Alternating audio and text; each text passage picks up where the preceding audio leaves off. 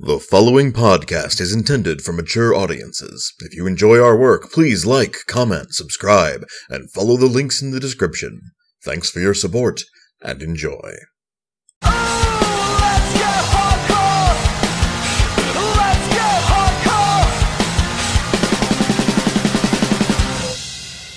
Greetings and salutations, listener. It's I, Eric J. Chucci, joined as always by the angry future son of Cyclops to my sassy cancer patient, the boy. Yeah, that's fair. Hey. You shut down my bits more than I shut down yours, that's all. Yeah. This is the Two Nerds Podcast. Today we're talking Deadpool 2. Yes, we are. As is tradition, spoiler-free review. Spoiler-free review. Did you like Deadpool? You will like Deadpool 2. Did you not see the first Deadpool? Well, go watch that and then figure out if you liked it. And if you did, you'll like Deadpool 2. You? Yeah, it doesn't, it's more of the same that made the first movie good. Yeah, that's not a bad thing. No. But it also doesn't try and reinvent the wheel. Did we cover the first movie on the podcast? I believe so, but I'm not sure. I'll check as part of our customary 5 seconds of silence. Okay. That's for you people who don't want spoilers to go away and not listen to this podcast right now. We also want to give you time to hit the like button and subscribe if you haven't already. And don't click the fucking bell. God, don't touch that bell. I don't hate any of you. Except for you. You know what you did. Don't give him attention. Hey! Alright, so while he looks up if we covered the first Deadpool, because I believe we did, because we fucking cover everything we talk about. Well, I don't know, man. When we see movies that are just good, sometimes we're like, I ain't got half an hour on that. Yeah, I mean, that's happened a few times. This movie is basically more of what made Deadpool really fun.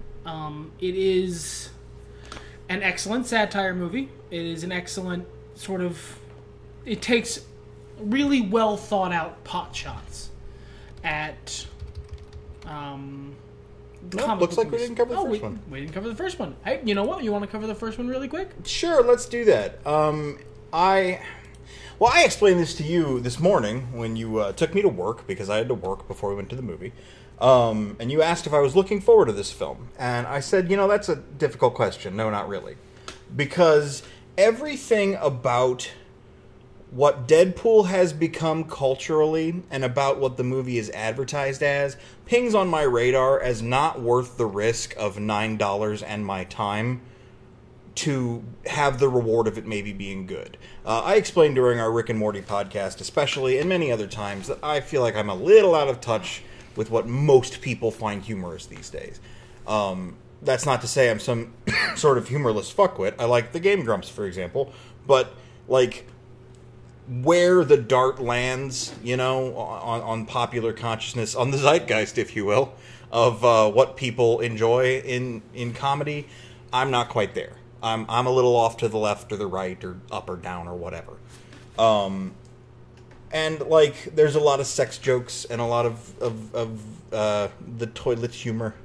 And it's a lot of random stuff. And Deadpool's in that place as well where, he's so fucking popular and ubiquitous that sometimes you get tired of hearing things like chimichangas.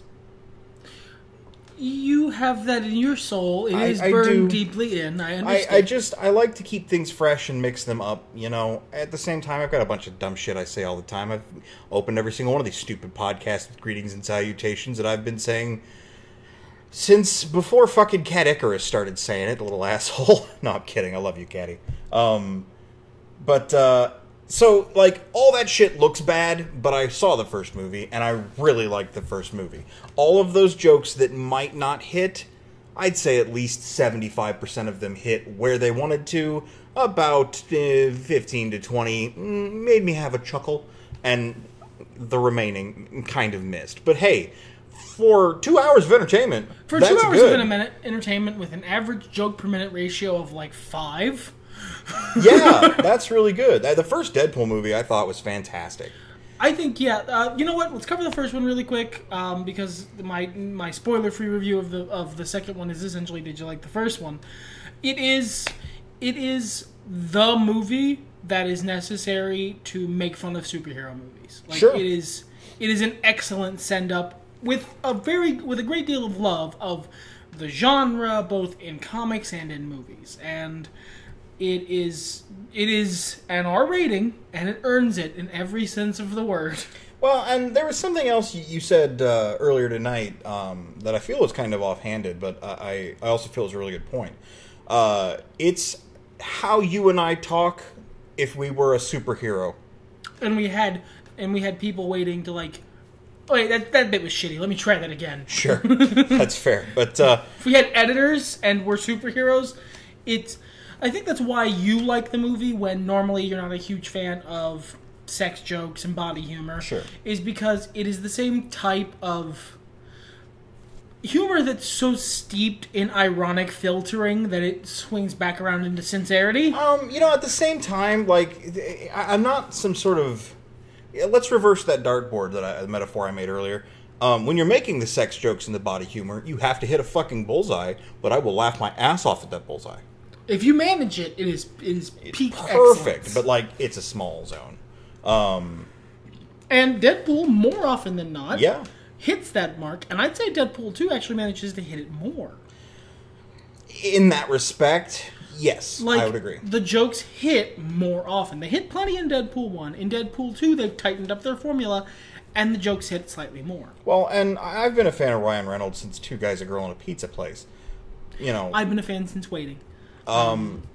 So, like, and even his more serious roles. I remember that film, I don't fucking remember the name of it, but he, like, he boated out into the middle of the river at the end. It was like World's Greatest Dad or something. No, that's that Robin Williams movie. You know what? I'm gonna look it up. You tell. I'll talk for a bit. So, Deadpool 1, I feel was... He voiced the Juggernaut. Oh, what? Oh, that's cool. I figured they got fucking... Oh, spoilers. Juggernaut's in this movie. Yeah, well, we did our spoiler-free. Y'all had your 5 seconds ages ago. Which it was a spoiler I had going into the film, too, so I didn't get to mark out quite as hard, but it was still really I cool. didn't. It was great.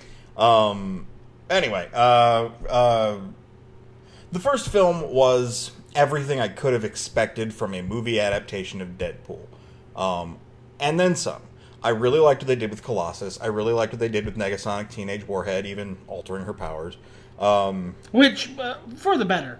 Sure. Negasonic Teenage Warhead's powers in the comics were fucking weird. Yeah, sometimes Grant Morrison put down the blotter acid for a little while and think things through. To summon him from the astral plane. No. You put on the fucking blotter acid. I never picked it up. I can handle my shit. You can't. That's not my fault. Do you even remember what her powers are? No. I liked a lot of that stuff that went into that movie. It showed Deadpool's more emotional side that the memes and the comic panels don't usually get to, It showed the seriousness of the character and how, and this is, kind of what Boy was saying, that it's a lot like us if we were a superhero, because we're pretty self-aware as people, as self-aware as you can get without literally unplugging from the Matrix, as it were. So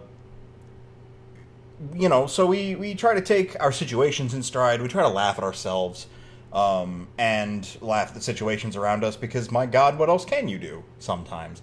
Sometimes shit is fucking waist deep, and you gotta laugh. And there's a lot of that in Deadpool that they preserved from the comics, and I appreciate that. And this movie, I would agree 100%, is an echo of that. Yeah.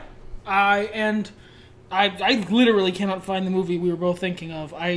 Although I found a new movie that I'm going to watch of his. Oh, what do we got This here? is not... He played a superhero in 2009. He was in a movie called Paperman, playing a character called Captain Excellent. Captain Excellent. I'm gonna look into this. I don't know what the hell this is. It's a washed-up former superhero. But I've talked while you Googled. I'm going to Google now. Why don't you talk? Okay. These movies, they're not quite Guardians of the Galaxy level hard to talk about for me, but they are hard to talk about in that they are R-rated, but essentially broad comedies. both Deadpool and Deadpool 2, have excellent action scenes, and they're fun, and they have usually very simple but effective emotional cores. The first one is a very simple revenge and love story, and the second one is sort of the same, but sort of twisted in a different way. In that it's a story of coming to terms with your life and the loss of love. But aside from those very simple emotional cores that are effective, again, don't get me wrong, they're essentially just broad comedies, and I find it hard to talk about broad comedies in a way that's useful to the listener. Because mostly it's just, do you find the jokes funny or not? And I'm never going to be the arbiter of that, because comedy is inherently incredibly subjective. Right. So... Yeah, because, like, as much as I don't always enjoy the gross-out humor, it's not like I'm going to rag on somebody for enjoying it. You laugh at what tickles your funny bone, man. Yeah. And the comedy is so inherently subjective that if someone walked out of Deadpool and said, man, that wasn't funny, that was like 2 hours of dumb memes followed by shitty irony jokes and poop jokes, I would say that person and I are probably different enough that we're not going to get along, but also I'm not going to hate on him for it, because you can't control what makes you laugh. Right. That's why laughter is great, because you can't control what makes you laugh. Anyone who's ever had the giggles in church or during a funeral knows. So I find it very hard to talk about these movies in a useful way. But I had a question that I brought up to you. Yeah. I was looking into some stuff on my own, not related to the movie, but I was looking into stuff I enjoyed a lot when I was a teenager today, and trying to see if I still liked it or if my taste had changed enough. And basically, the long and short of it is, I still think those things are good for what they are, but I think I'm a different enough person that they're not for me anymore. But I was thinking that because Deadpool is a very hyper-focused, like, good version of Scary Movie, it is a parody movie. It is, that very... very hyper-focused send-up of superhero movies at the time it's made, that I don't know if it'll be funny in 10 years. I don't know if in 10 years it will be funny, because the people watching it cannot possibly have the context of being inundated with superhero movies to the point where the line, as for instance, what the fuck did I do to piss off a grouchy old man with a Winter Soldier arm, will not be as inherently funny as it is now when the movie's coming out. Well, that's the entire genesis of don't date yourself when you're talking about current events or whatever is happening as you're, making a podcast, for example. Oh, you mean one of the many, many podcast rules we just never follow? Well, it's a dumb rule because I don't think it's a good rule for, like, a podcast, because opinions that happen as they're recorded like that are opinions of that time, much as you're saying humor is humor of that time. Yeah, and there are some movies that I think are humorous in a timeless way. Sure. Like, for instance, Addams Family Values is still fucking hilarious. And that movie came out a long-ass time ago. I watched it like a year ago or something, and it was fucking really funny then, or 2 years ago. I prefer the original, but yeah, the sequel's good too. I watched the sequel first as a kid, so it's the one my mind comes up with. I even as a child, his name was Pubert? That bothered me. Yeah. Not in any elitist way, just like, I don't want to hear that over an hour and a half. I won't hear it anymore. But, the crux of what we came down to was the joke doesn't have to be funny in 10 years. No, and I think that's a really fair way of putting it. I don't know if these will stand the test of time. I think they will for me, because I lived through this experience and I have the context. But I might be a different enough person 10 years from now that it's not as funny anymore. But, like, the next generation, like the kids who are little now, who can't go see Deadpool, but who see all these superhero movies now. Yeah, in 10 years, that might be fucking hilarious. If they're 10 now, in 8 years, or 6 years, or 4 years, or 2 years, when they actually start watching R-rated movies. Depends on the level of parenting. Will they, I think there's a chance they might find it more funny, because these would be the things they grew up with, that someone is just when you're that perfect age for transgression. Oh, yeah. Just Deadpool slides right in and starts shitting on all your childhood love. I think they might find that really funny. Sure. But I'm not sure, and I'm very interested to find out. Well, that's parody in general, right? Because, like, even Weird Al, as timeless as most of his music is, a lot of it relies on, culture at the time. Some of it that you wouldn't expect to rely on culture at the time, but, there are parts of his music that do. A bunch of his parody songs basically rely on you having heard that song a fucking lot recently. Yeah, and like his polkas as well. There are songs that in some of his polkas, because when I was a kid, I went back through some of his work around the age of about 12, I think. Started collecting his albums, and some of those one-hit wonders he does in his polkas weren't hits anymore. Nobody cared about them. You had no context for what the hell he was doing. Or there were a couple of songs he did that were parodies of things that just weren't popular, like. There was one, Syndicated Incorporated, I want to say, was a parody of Misery. I've to this day never heard more than 5 seconds of that song. Enough for me to go, oh, okay. No, that's the thing that we have. When I Googled it. There's been a lot of Weird Al songs that I listened to and then later heard the actual song and went, oh. Yeah, so, not quite the same as Weird Al, and not quite as far down the rabbit hole as... Cracked or Mad Magazine, back when they were magazines.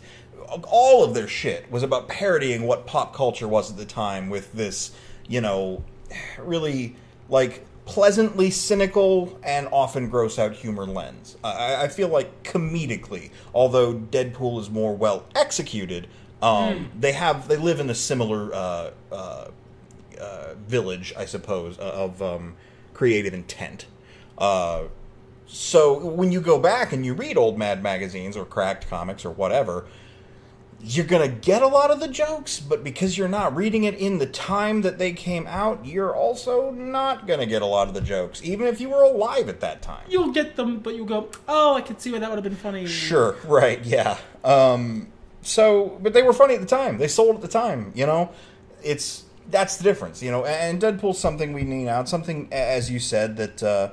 I don't personally have this problem. I think this problem is something that's not a real issue yet, but there are a lot of people expressing fatigue over superhero movies, and you feel like the Deadpool films give them extended life. I don't see so much people expressing fatigue over superhero movies as often as I see people expressing the worry of other people expressing fatigue of superhero movies.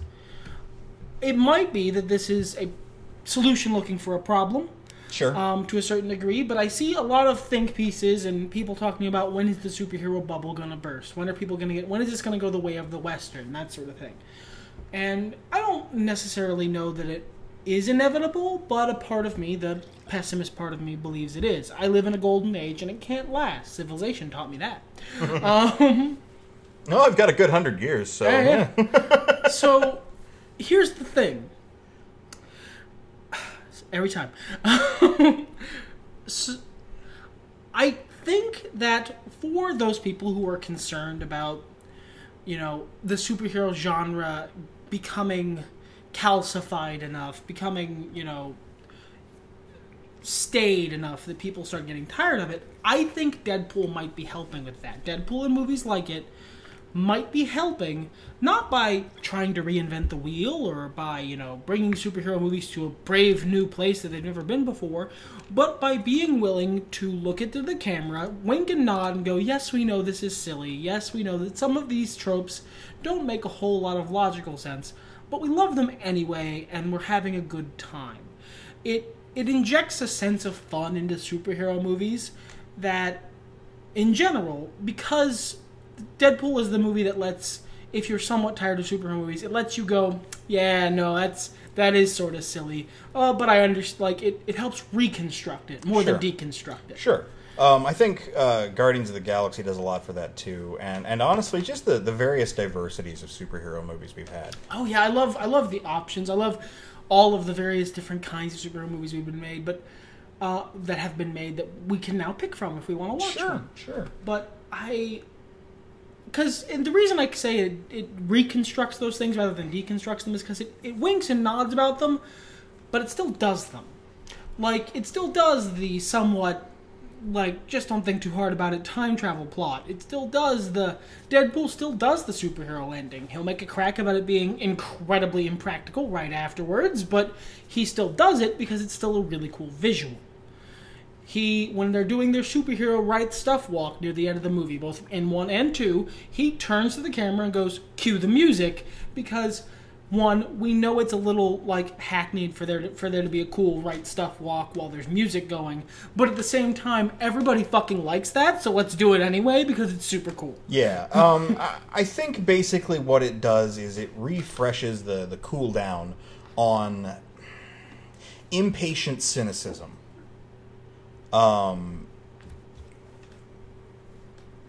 You know, because just because you understand how a film is made, how a film works, etc., etc., etc., doesn't mean that those are bad techniques. I find that is something that people fall into, myself deeply included. Oh, same. I'm not speaking from an ivory tower on this one. We've certainly both not. done this. I am in the process of crawling up from those dregs, and it is not a path I've finished. But you become aware, or you've seen enough media to where you start to understand the working pieces better, and you go, I can see the working pieces, therefore the entire machine is broken. But that's not fucking true. That means that you need to take a step back and realize that if you're the kind of person who deconstructs movies and knows, or deconstructs fiction in general, and knows how the sausage gets made to a certain extent, well, guess what? That means you know how the sausage gets made, but people who make sausage still enjoy sausage. You gotta sort of learn to just go with it. Like, people who write books enjoy books anyway, even though they understand how that happened. Oh, I see where that plot twist is going. I've been there too. I love Stephen King novels. I absolutely adore them. I think Stephen King is an amazing author. At least one of his books I've had to stop reading because I saw the twist coming, like the 200 or so pages before it actually came, and the magic trick died. Because Doctor Strange did a lot of that for me. I called it so hard from the trailer. It's a lot of the reason I don't watch trailers. Doctor Strange was like not the point where I stopped, but it was a reminder. Oh yeah, probably shouldn't do that, because we both... it's one of those things where if the magic trick goes away, if the magic trick dies, it's hard to keep watching the magic show, because you go, oh, but now I know, and it just sort of takes the goodness out of the experience. You gotta try and let that go. Yeah. I've been there. He's been there. Yeah. So well, I mean, and look at our Infinity War podcast, and I'm not going to spoil anything because that movie's still kind of fresh. But if you guys have seen Infinity War and you want some thoughts on that, check out our Infinity War podcast, because that very much happened to me then. I saw the magic trick and was just dreading it being pulled off. And then it was pulled off. I was mad because I didn't like the way it worked. Until literally that podcast. And we talked ourselves past that hurdle. Yeah. That's one of the reasons I like Deadpool, because the Deadpool movies really help people with that issue. Like you said, it refreshes the cooldown on cynicism, because it lets you, those people who see, oh, this is, now's the time when the hero, gets his team together and, they save the day. Deadpool's gonna look at you and be like, I know, right? Isn't that so hackneyed? So let's go do it anyway, because it's still fun. Yeah. And that's what we're here to do. We're here to have a good time. This has been an oddly deep and insightful conversation, and I like that a lot. But let's top things off by talking about the movie a little bit more. I do have a couple of criticisms. I don't feel like it was very different from the first movie. See, I don't know that I agree with that. I think it was still about the same character, and thus will never be completely different, but I don't feel like it was a very similar movie. I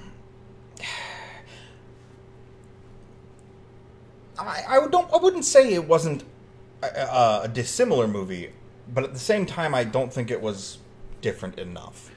Okay. Us visiting, plot-wise, the prison happens around, generally the same time Deadpool got captured whatever in the first film. Right, but it's tonally a very different experience. Yeah, the tone is different, and you know, like I didn't. This wasn't a movie I expected to drag at all, and that section was a little. It tried my patience a bit. Because it's something we know is not going to last long, so there's no tension in it. Like, yeah. So much so it's clearly there to set up things later in the plot, to the extent that, again, Wade points at it and goes, you know, they keep a monster in the basement right next to a big, giant ball of foreshadowing. Yeah. And I feel like a lot of the Linorama stuff went You a little want to too explain far. that to the listener. Yeah, man. if you've not heard the term before, it's when actors just like do a bunch of different jokes and Then for a take. And then during the edit, they see how many they can fit in. Yeah. And sometimes it really works. And in Deadpool 1 and 2, there are both two instances where it really worked. A really great example of that is T.J. Miller's What Deadpool's Face Looks Like. Sure. Riff, his whole run for the first movie. And it was in the trailer, so you've probably seen it even if you haven't seen the movie. That is a really good example of what a Linorama can do well. I think the example, the Linorama Prime, is You Know How I Know You're Gay. From the 40-Year-Old Virgin? Yes. I think that's kind of like the king. You know, I don't know that I have a contender right offhand, and that speaks to the fact that you might be right. Yeah, so, like I said, sometimes they go really well. There's a couple of points in this film. You see a lot of really good ones in Seth Rogen movies. Sure, yeah. Judd Apatow movies in general. Yeah, Judd Apatow is... He's kind of the guy who does that. He's got a good eye for how to cut those well, how to pick the choicest cuts. And he's got a good eye for getting them out of actors. Right. There's a couple of those in here that drag a little bit. Yeah, we both have different ones, I think. Sure, and I'm not going to infect your perception of the film by telling you. Yeah, I certainly don't want... If you think those are good, I don't even want to really, like you said, I don't want to tell you which ones There's one I think goes a little too long, and there's one he thinks goes a little too long. But those are sort of nitpicks. Again, they're related to how subjective comedy is. For me, some of the jokes didn't land because of X or because of Y, or, this joke didn't land for me because, while it's a funny situation, I'm a little annoyed that they're in that situation. Sure. I also, and this is kind of a weird thing to bring up, talking about the movie, but all parts of your experience lend to the experience. I think there was something in our theater speakers that was fucked up. Because, all of those cool trailers we saw, 0 of them hit for me. And they should have. I don't think the sound balancing was right. I don't think we saw that many cool trailers. I don't know, man. The Tag movie, I guess, was probably the funniest one, but that actually looks genuine. I'm not going to go for the theater for that. No. I might watch it on Netflix. The Denzel Washington movie looked pretty cool. That looks really cool. But all right, I wasn't sucked in because the music was quiet and weird.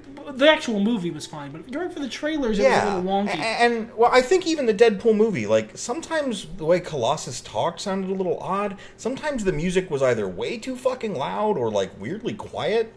Maybe it's just my really sensitive ear to these kind of things that kind of screwed with that perception, but that Denzel movie looks good. That movie is the kind of movie that goes in my Netflix queue. It sure is, but that's the kind I'd really like to watch because I think the plot sounds really interesting. I like the characters. I like the joke that you're making there with your face. Moving on. Not for the podcast. Not for the podcast. So I feel ultimately, though, because I did like this movie. This isn't even a first Avengers thing. No. This is a good-ass movie. I had fun. I had a good time. I laughed a lot. It was cathartic. But, and I'm sure I've said this at some point on one of the podcasts, but I'm going to reiterate it again since we're apparently covering both of them very briefly, although 2 more. Ryan Reynolds was born to play this fucking character. Whatever person... He tells this story sometimes where he didn't read comics. He wasn't a comics kid.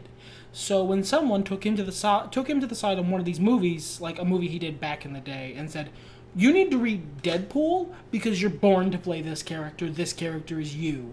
I want to know who did that because I want to give them maybe a $5 bill and a hug because this was... perfect for this role. That is A+, perfect casting. It is. One thing I did want to say is you're talking about the longevity of superhero movies, and I feel like this movie especially just feels like maybe a 3-part series in comics. Nothing special, nothing world-ending. Deadpool goes on this adventure with these X-Men. Yep. And this is the thing that happens, and it all wraps up in a nice package, and I like that we can have that. I like that we can have that as a movie instead of people trying to turn it into a TV series, which just doesn't work. I disagree. I think a lot of comic stuff is better in TV series. Oh, no. I'm just saying thin plot lines turned into a Oh, God, TV no. series. You have to have some meat on the bones. But, Please, I love most of the Netflix Marvel shows, so... Cough, Iron Fist, cough was bad, cough. Let me get you a lozenge for that cough. Iron Fist was bad. Cough. God, I told you stop. You gotta edit the coughs out of the podcast, No. man. Don't worry, man. I'll cut it later. I think we're done here. Anything's better. Anything's better. Everything's better when nerds talk about it. This is the worst podcast ever. No! You're right. We're not fuck, marry, killing a Pikachu. Fuck it, let's get high.